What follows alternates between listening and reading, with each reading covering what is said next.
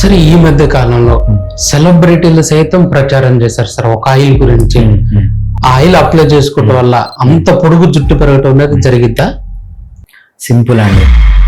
ఎవడన్నా ప్రపంచంలో పట్టతలగ్గన మందు కనుక్కుంటే వాడు ఈలాన్ మస్క్ మించిపోతాడు డబ్బుల్లో.